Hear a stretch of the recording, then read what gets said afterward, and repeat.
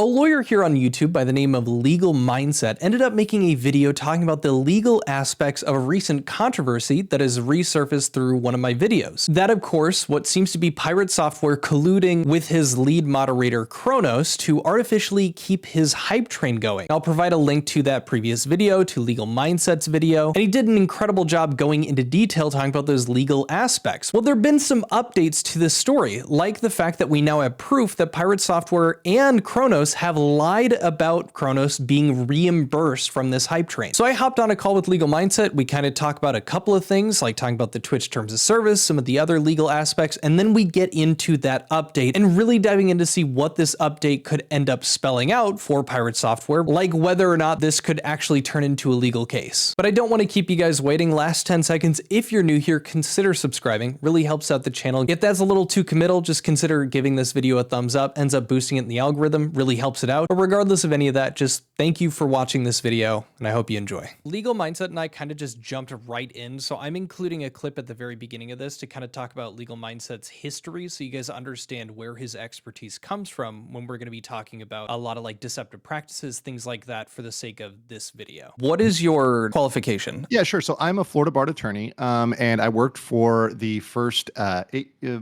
almost decade of my career in Florida, doing real estate transactions as well as representing large corporations. I represented Universal Studios Orlando, as well as other large developments in Central Florida, South Florida, North Florida.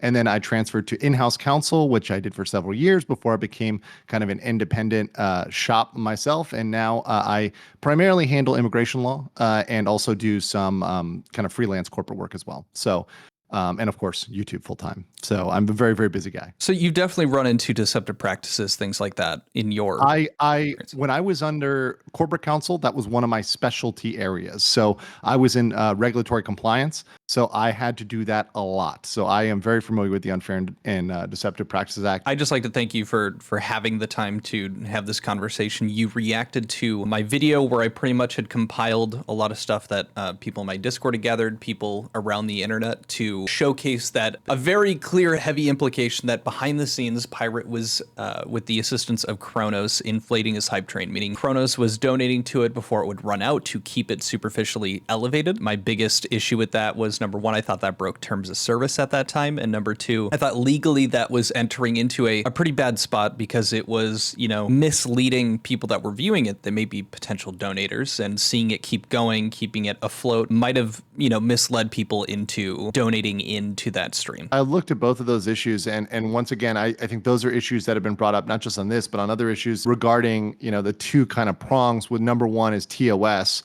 and Twitch has always had, and we've seen this kind of consistently, an ability, a keen ability to selectively enforce their TOS where they decide to enforce it, and with the scrutiny they decide to enforce it. Now, that being said, that's not technically illegal. Companies can have a bias, companies can have to a certain extent, right? They can have certain leanings. They aren't required to take action on everything in their TOS. So, you know, for example, if they miss something or don't see something or something, you know, doesn't skip their system, that doesn't void their entire TOS. In fact, within their own TOS, they actually have language, even in that policy under violations, they have language that says we can choose whether or not to enforce this. And if we don't enforce this, that in no way waives any of this policy, et cetera. With the terms of service side, the argument has always been way harder because TOS, in their current state and with the way the law is currently written and the way that they're interpreted, right, it is heavily in favor of the company and the way they enforce their TOS. That's just the way it is.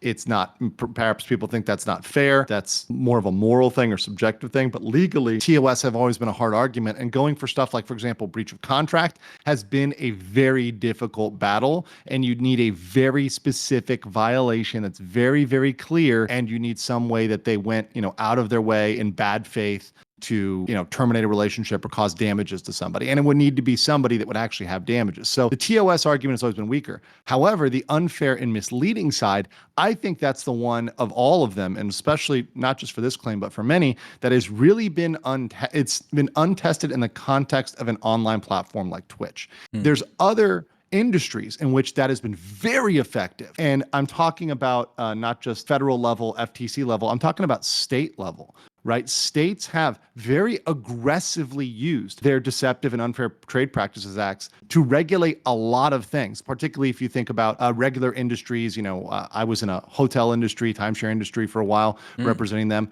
They were heavily regulated in certain states because their Deceptive and Unfair Trade Practices Acts were very, very specific. In fact, typically, in some states, it requires you to prove not just that there's substantial injury to consumers, but also that the benefit that would it give the company or give to competition or the market doesn't outweigh the damage to consumers. Now, some states, like Florida, for example, only says, no. If it harms the consumer and the consumer can't reasonably avoid it, that's enough, and they can be hit on that. So, for example, a state like Florida is a little bit more aggressive. That's my home state where I'm barred. The thing with Twitch, though, and to bring back to Twitch, is that they operate all over the United States. And so there's potential plaintiffs reasonably in every single one of the 50 states. So you could shop around if you were a inventive lawyer, one of those that puts up the "have you been harmed by asbestos" ads, right? Have you been wronged by Twitch? And you're a big law firm that's nationwide. You're very plaintiff friendly, right? You go shop around. You might even be able to get a class action out of it because you're able to shop enough plaintiffs in a certain state and hit them under the Unfair and Deceptive Practices Act. Now, once again, I don't think the probability for that is 100%, but the thing is there's a chance. And I think anytime there's a chance, that's something that is worth mentioning. Yes, and I did want to bring up, so I've spoken with another gentleman, his name's Mario. Now, you may know him if you had seen any of the pirate stuff a couple of months ago. There was a DMCA strike that was sent towards a game developer for using Pirate's voice in his game. Now, this is the guy who essentially did some chatting back and forth with Khronos, the lead mod who apparently worked in copyright law, although they have yet to be able to find his credentials to prove said thing. Suffice to say, they did some of that, and they brought up the point that you're kind of bringing up here, where it's like, yes, it can be done. More specifically, I think he was arguing about pirates specifically, about this situation in particular, and was saying it's very hard at the same time because there are politics that come with this, and there are politics in regard to like who is actually going to carry a case like this. If there is enough public outcry, because like at where it stands now financially, we know the total for what the amount of donations that were received, and if it's not like a large enough number, if it's not going to swing, somebody in terms of like this is going to be a benefit to them. If it's not big enough, they just might not take it. Does that make sense, or is that ringing a bell for you? No, absolutely. I mean, they could look at the deep pockets. I mean, obviously, if they're looking at both Pirate and Twitch, obviously, I don't know Pirate's financial situation. People can call him a Nepo baby all they want, but I don't know what his financials are and how much money he does have or what assets he has or whatever. But Twitch has deep pockets. So if this was something that was adding Twitch as a co-defendant, right, or they're a co-party, to this, obviously there might be some skin in the game that they'd want to take. But the problem is you'd have to shop, especially in the US, for someone that's going to take this probably at least on partial, if not complete contingency. And that is a hard bargain unless it's a good case they think they can get a settlement on. So, if they think they can get a settlement on it, which means they've got a good shot on it, they'll take that, right? So, yes, it is a problem. I mean, but at the same time, there could be a particularly aggrieved person who does have funds, and that's where we get a lot of lawsuits with just really, rich people that maybe the damages are low, but they take it up on principle. Even think about the Johnny Depp case. He ultimately won and he won a monetary judgment, but he didn't even care about the monetary judgment so much as he did about the restitution of his reputation. Right. And they also brought up at the same kind of like in congruence with what you're bringing up that there is, potential if people voted, like if people signed something and put it in front of someone, like let's say from where, the state that Pirate's in, if you were to get signatures for someone that was residing in that same state, like to actually take a look at it, and there was enough like public outreach too, what I understand that would be another like avenue you could go down. Yes, that's certainly one that would go. I mean, think about Stop Killing Games, right? I mean, that was localized to the EU and Britain, right, with their initiatives, right? So you could lobby Washington if there's enough people there and say, hey, we need to change this because, we need to change the law or update the law or have a change. And maybe that, and once again, it can't be ex post facto, which means it can't go back in time and punish Pirate for something he did before the law was changed or regulation was changed, but it could prevent that behavior in the future. Set a precedent. That might be something. Yeah, it could set a precedent. And once again, that's moving the football in the right direction towards, accountability for both the creators and the platform itself. I think that would be a good thing and would be something that people could do very reasonably. And I think that local legislatures might be receptive to that. Okay, then I think with that, let's transition over to what I wanted to show you today. I'm going to be probably titling this along the lines of Pirate/Khronos, something along that nature, lied, because they did. And I wanted to show you where that evidence is. So the main thing that I kind of had a conniption about was when we were going through the messages with Khronos, the wording of what was going on was very strange. It says, let me know if you do. Bits is going to be the best way to do it due to the return if you need to save it. And I did focus on the fact that he just acknowledges, Pirate himself acknowledges return, which implies a reimbursement. Right. And then he says bits rather than tier 3s that might be better, don't know. Like they're going through this, and we don't need to go like much more into detail about that. But the biggest issue is that in response to this, and I'm going to play the clip, Pirate said that in no way Khronos wasn't reimbursed. Khronos wasn't paid back. Serendipitous Bean, yeah, that's Khronos' alt that he made. He talked about it all on Twitter. If you want to know about whatever that is, just go talk to him. He's a grown-ass man and can use his money in any way he wants to. He's made that. Sorry, but that's something I'm gonna catch. He's made that official statement that he has not been reimbursed. Correct. Okay. It doesn't make any sense why you would say return then. That there's no return. It's 0% return. So if you are contributing to somebody, if someone sends me a super chat, they're getting 0% return because I don't reimburse anybody. Sorry, guys. But there's no reason to mention or use the word return. That is an English formation, would not make any sense whatsoever. It just comes out as, once again, dishonesty, right? It gets far worse. It gets even worse than as they're setting it now, because now we also have proof that is just a blatant lie, this like confirmation thing. But number two, you're dead on. And I've kind of chatted with people about this, but the return verbiage, like you're like, well, maybe he's talking about how much he's receiving of those bits, the 80% revenue. So, you want to get the most over to, your boss. And I was like, yes, but there are like infinitely easier ways and simpler ways, and ways that don't include return or any implication of that money going back to somebody, that's going to do that exact same job, that's going to get that point across. And this is by far the strangest, most convoluted way to do that. Editor Connor here, I'm baffled that I didn't realize this as I was going through and actually chatting with Legal Mindset. But if you look specifically at the end of the line where he says, bits is going to be the best way to do it due to the return if you need to save it. Pirate Software has made it very clear that what he's talking about in this specific instance has to do with the return with the bits and getting that 82% over to Pirate. So to bring up this saving part, that doesn't add up with the argument that he's making. So again, it's not tracking the argument that he's making, and it's not matching up with the verbiage that they're using in this exchange. Just wanted to add that in, continuing on. 82%. I mean, you can get almost 100% with the various money transfer methods. If you just wanted to send him money, right? You could do that by various methods and just with bits. With bits, you can achieve that if you don't use text-to-speech. It is 100% of the bits are given to Pirate, which I talk about in my video. I was misinformed about that, but the Twitch X staff that I talk to, it's only with a third party that you lose that percentage. So they're choosing, and that's interesting too, and I can't believe I'm just realizing this now. They're going out of their way to do the 80% with the bits because they're going to be using text-to-speech, which I assume then means that they're intentionally using this text-to-speech to make sure that it gets included or like mentioned, showcased in the hype train, that they're putting messages, which I would say would probably be more like, hey, look, it's community members partaking in the hype train as opposed to just dumping bits. Correct. Which goes towards the misleading segment, right? That goes towards the misleading argument. You're not just donating quietly. You need it to be publicly known that a party, which once again, and this is the deceptive part, a party that you have portrayed as an independent, quote unquote, IRL friend of Khronos, right, is donating this, and that's coming up on screen, which does prompt people to spend. When people see other people buying or spending, etc., they are psychologically prompted to spend. That's a very basic buying or selling tactic. Well then, perfect. I'm glad we're making sense there. It's nice to hear a lawyer saying the same thing. What is your qualification? Yeah, sure. So I'm a Florida barred attorney, and I worked for the first almost decade of my career in Florida, doing real estate transactions as well as representing large corporations. I represented Universal Studios Orlando, as well as other large developments in Central Florida, South Florida, North Florida.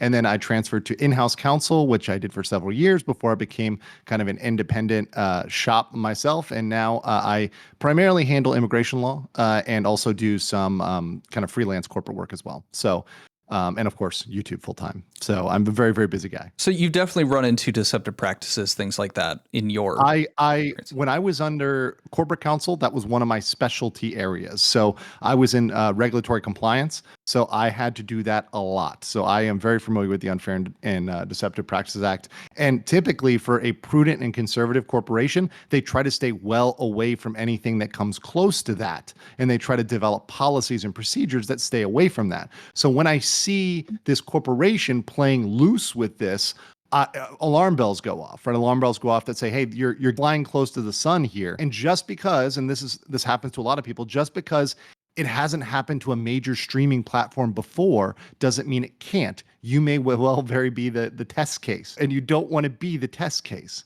That's not a good position to be in. Right. And I'm not trying to ask you to speculate, but it's very interesting to see the fact that this isn't. So coming from, and you haven't seen it, so I'm not expecting you to know about it, but the essential understanding about the terms of service and why they're written as they were was to protect and mitigate from like direct examples of fraud. So for instance, that exchange of bits for real currency that we were kind of talking about, it's not even the idea that Khronos understood that he might be receiving a payment back. It's just, did you donate the bits to receive an Apple gift card? Like that, right. Like that's the bare bones, is this a almost like a telecom scam kind of thing, and protecting themselves from that. Yes. And there's a lot of financial regulations that triggers with, converting stuff to currency, et cetera. So a lot of that, once again, in policies are, as I said on my stream, policies are a CYA for the company. Right, that they're always a CYA for the company. They're trying to protect themselves from things that are either clearly illegal or impermissible, or stuff that's going to look really, really bad, or stuff that might get them in regulatory hot water, civil suit hot water, et cetera, right?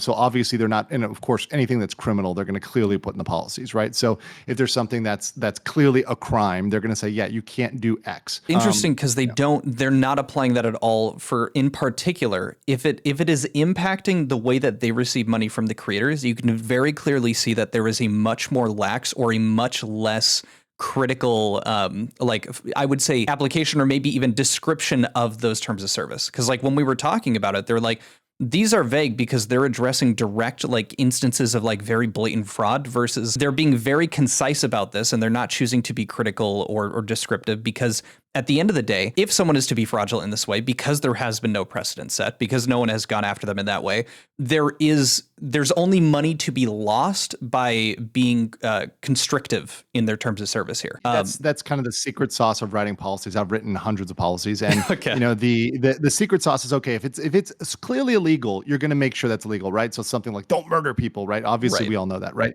But if it's something where they need some wiggle room and discretion, then they're going to leave it as vague as possible while still outlining it enough so that they can punish people that they feel stepped out of line.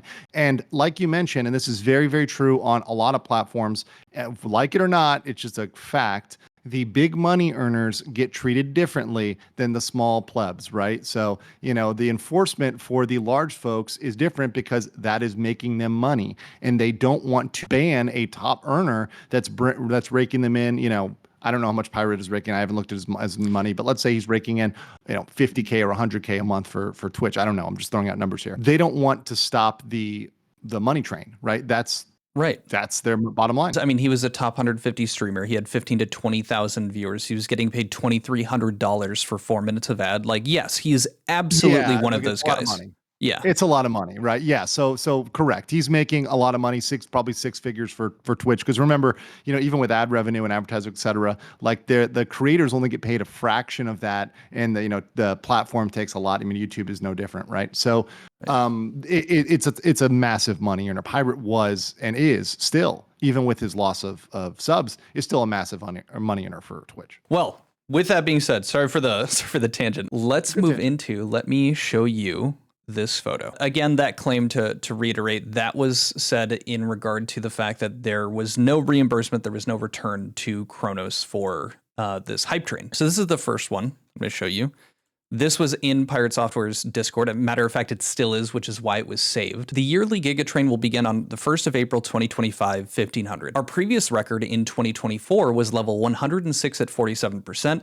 Vital beat it on January 1st with a level 111 at 55% train. If you'd like to take part in this, I will see you there. I also have a surprise that I've been keeping from the team until now. Over the last couple of months, we've had to deal with an insane amount of moderation work. What the team does allows this place to be as cool as it is, and I want to recognize that this year. 50% of the Giga Train will be given as a bonus to all of the staff members outside of myself. For those that don't know, the moderators and other staff members are full-time salaried employees. They also receive medical, etc., etc. This bonus is in addition to their base pay. Thank you for an amazing year. Hope to see you on the glorious April Fool's Day. So yeah, no, I mean, that's pretty straightforward confirmation there. I mean, he's saying, hey, look, I'm going to compensate people. And once again, there's nothing wrong with compensating your essentially employees, right? Not at all. Not at all. That's nothing wrong with that, right? So compensating your mods or employees is fine. You can do that, but then don't represent that they're not getting a percentage back or they're not getting any sort of quote unquote return, right? Because obviously based on that construction, assuming he follows that and does that, it's very clear they're gonna make something off of it. And this is the shit that just like drives me up a wall. This has happened multiple times in my coverage where Pirate will say something that is provably false, like stupidly false. Like this was just a few months ago. All he had to do when I put out my video, all he had to do was say it was public knowledge that everyone, all the moderators were getting half of that hype train. And we were celebrating that fact because they earned it, because they worked hard. Done.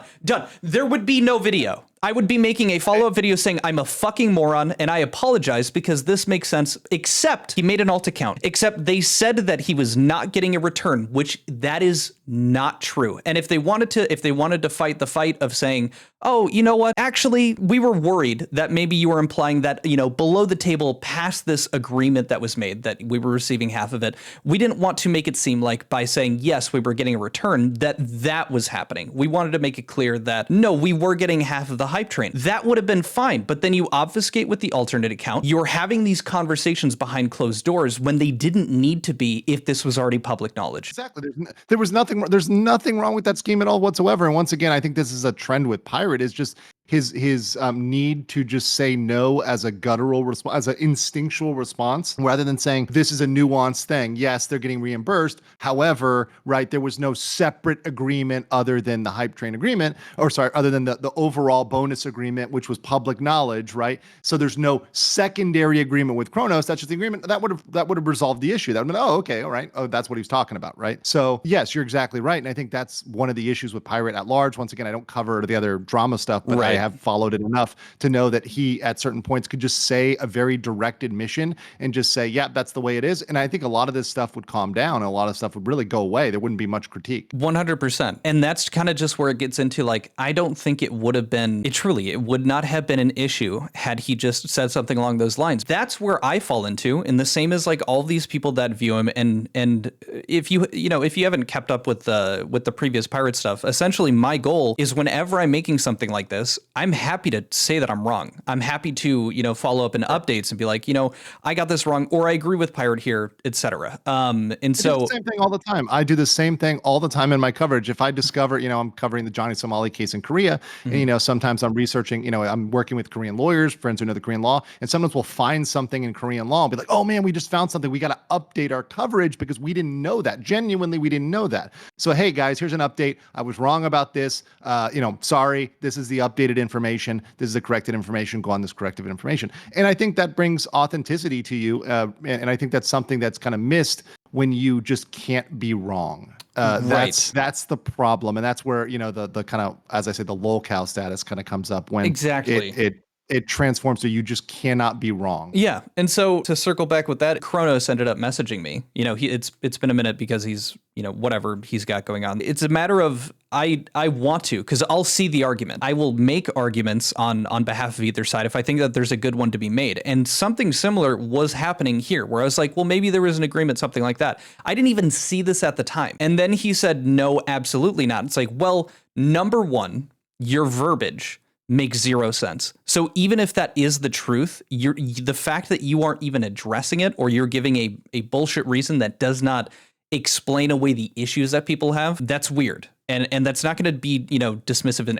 any useful way for you. But then on top of that, to like go the step further and then just Like, and I'm not asking you as a lawyer to agree with me. I'm not like saying these things to try to get you like on a gotcha or anything like that. I'm not using your expertise for that. He's blatantly lying. And not in like a malicious way, not in a I'm trying to be clever and I'm hiding this fact. It's just verifiably wrong per his own Discord, per his own message showcasing that, yes, there was an agreement and that all of the moderators were going to be reimbursed for this. That seems objectively true. I mean, if he said this, then that seems like a misstatement, right? So if that's true, that the Discord, there was that agreement, right, which between them for the bonuses, that is objectively true. Now, whether or not that's the stop point for me is, okay, is that in and of itself illegal? Well, maybe not, right? More likely not in and of itself, but when combined with all the other factors, that's when the alarm bells come off, right? That's when you say, okay, well, all of these things are put together as a deceptive scheme, and that's when it becomes dangerous because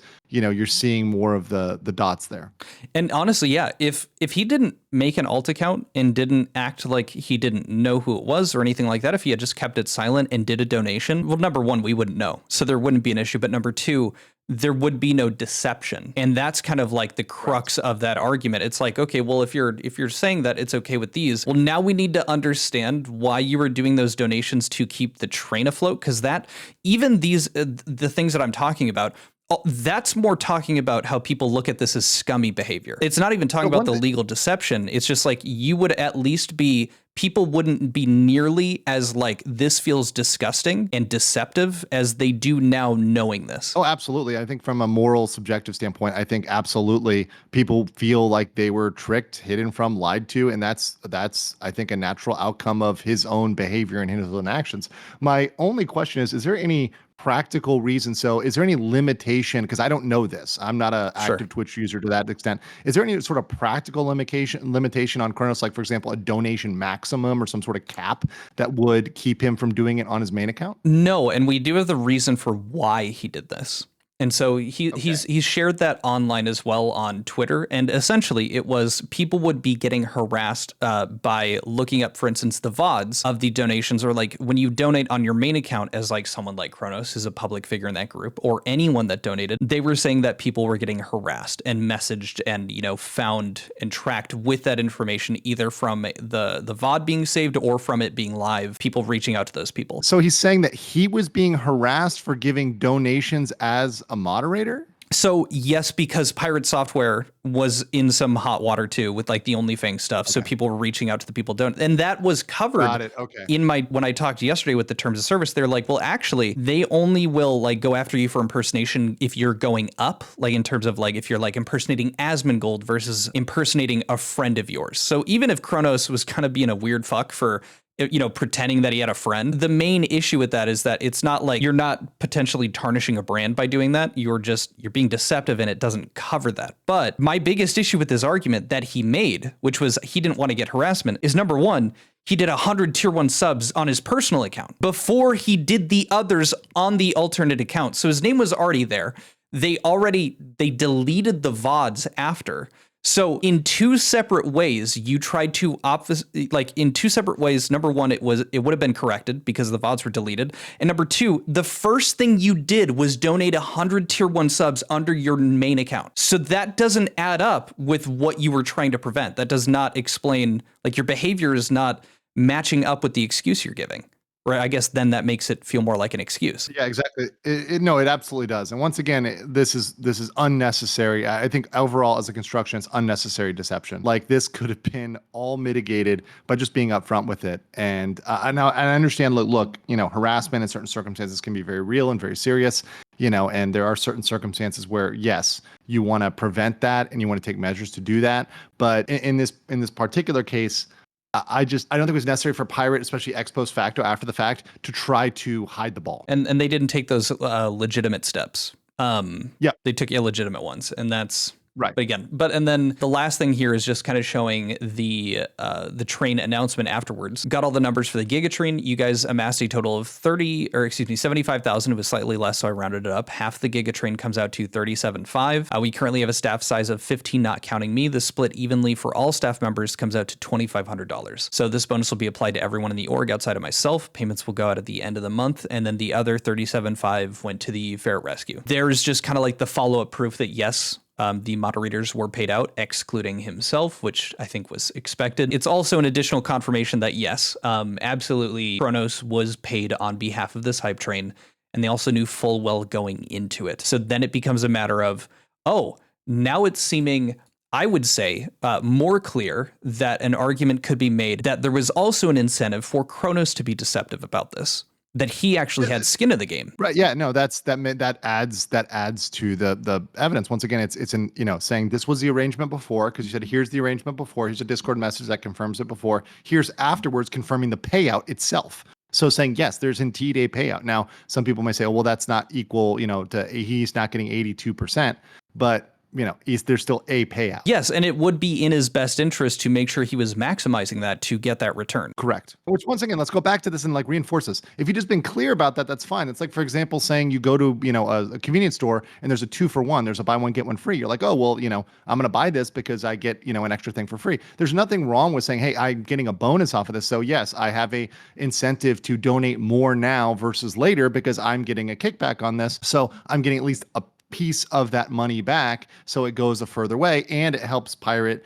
get this hype train, which keeps his channel up, which makes everybody who's working on his staff look better. Obviously, you want to be staff, you want to be on a team that's winning, and you want to be on the winning hype train team, right? So obviously there's a lot of incentive, not just financial but personal, to keep that going. Yes, and Pirate was arguing that he was focused on getting the highest percentage to the creator, the streamer, because everyone knows, you do bits because that has the highest return to give it to the creator, not to Twitch, because people want to do that, which is weird because there's a very clear other reason, and he could have just said it. But in culmination, you would say, I just kind of I want to be able to summarize at the end here, introducing this new information to kind of confirm that yes, there was a payout. I would argue that yes, Khronos had reason to take part in this ruse as well, to make that hype train larger than it was ever naturally going to be. There was a monetary incentive with that, as well as we can look back to Pirate Software's previous record break where he received news coverage for that. It was a huge boon in terms of clout and notoriety as well. And also, everyone that participates, of course, would also be getting emotes and rewards along that train process. This wasn't, they're just doing it just because. There is also things for the viewers to gain. So I guess with all of that new information and kind of that presented, would you say that this information makes that argument stronger for deceptive practices, weaker? Where does it sit now? Obviously, look, more information that they're, adding that information is a brick in the wall. So yes, that does add to it. So that would add to that argument. Does it, once again, I have to be very careful here. Does that make it a killer case? It's 100% Pirate is sunk. No, it does not make it that. However, it pushes it in that direction, right? Once again, why do you feel the need to obfuscate? Why do you feel the need to hide this? Why do you feel the need to conceal this? Why not just reveal this? Say, yep, this is what it was. He got a cut, just like we said, and go in that direction. So does it add to it? Yes. Does it make it a slam dunk case? No. And yes, and by no means anyone watching this take this as I am trying to get a green light from a lawyer to start going after Pirate or anything like that. This is much more of an exercise in understanding what's going on and to have an expert in that field to kind of go over it. And for me, it's look, this is the type of behavior, right, that you are leaning into. When you start leaning into deception, that's when the Unfair and Deceptive Practices Act is going to be brought up, and people are going to think of that. And once again, it takes, a creative or hungry lawyer who's, out there trying to prove his name. He wants to do this on full contingency. He finds a really right plaintiff or a series of plaintiffs. He gets a class action, whatever it is. And he goes for this. And I'm not saying, I know that guy, but they do exist. They are out there, and there are people that would love to make their name as, the first guy to, hit a major streaming platform with UDPA. Regardless of where we're sitting at with in terms of the actual, the legal aspect of it, my biggest thing was that I wanted to confirm with someone who knows a lot more, that understands a lot more the context of this kind of situation with legitimate, where does this actually land in the law and things like that. And so truly, to make it clear for everybody, we're talking about this. And again, this isn't we're trying to end up suing anybody or go to court, but it is, I want to understand that I'm not, just pulling something out of my ass. And, I wanted to make sure that we were assessing things with that appropriate context. Thank you. I truly appreciate it. And the fact that you covered that previous video and went fully into detail about something that I definitely needed a lot more of an understanding on with that legal side of it. Yeah, my pleasure. And once again, legal issues, the thing with legal issues is there are no guarantees. You can always come into a court or face a judge or a jury, et cetera, that feels one way about it when you think the law is going another way. There are no guarantees. There are no promises in law. There are cases which we think are slam dunks, which end up losing, et cetera. There's ones you think are losers and end up winning. So there are no guarantees in the law. However, what is very clear is when people are sliding into a gray area and when people are taking unnecessary risks. And I think at large, Twitch has been doing that. And I think, Pirate in general as a Twitch creator, right, is leaning into an area where he should not be leaning into or playing with fire. I think, as a creator, you want to stay on the light side. You want to stay on the side where you're completely clear. Right. And I think being honest with your audience, fully disclosing things is always the best policy. And just, making it clear from the beginning, this is the expectation, and doing that consistently over time. And especially if you come up with, taking money, or even further, if it's anything involving charity, because that can trigger charity fraud, et cetera, right? You want to be very, very clear with where the money is going and the percentages that it's dispersed in. Thank you so much for coming on. We'll just wrap up the My call. pleasure. Excited to see more of your coverage in the future. Also with that, the VH or whatever it is with the VTuber stuff that's going on right now. Yeah. Yes, it's crazy. It's crazy. But it's always good. I like to cover major things that are on the internet. And, especially things that are of like high interest, and Pirate Software is one that many people wanted me to cover. And I was reluctant to cover Pirate Software. I have nothing against the guy personally. Once again, I only covered it when there was a specter of legal issues. Right. So when something comes up that there's something I can talk about objectively and say, hey, here's the law, so we know, it's not that he's violating it necessarily. He's 100% going to be guilty in this context, but it's, hey, these are areas you want to stay out of. And it can be helpful for creators and instructive for other creators to learn from that and to say, hey, look, let me not pull a Pirate Software, and let me, be very clear with my audience. Let me be very honest with them, and let me stay in this good area where I am not in any way perceived as misleading or deceiving anybody. And that's, I think, a more professional and a more honest creator environment, which is what I like to see. And that brought our conversation to a wrap. I'm very interested to hear what you guys think, what you may have learned from some of that other information resurfacing, if you think that we got anything wrong. And of course, if that is something substantial in this video, it will be addressed in a later video. Well, with all that being said, it's approaching 2 a.m. I'm going to hit the hay. I hope you guys enjoyed the video, and I'll see you guys later. Adios. Peace. Bye.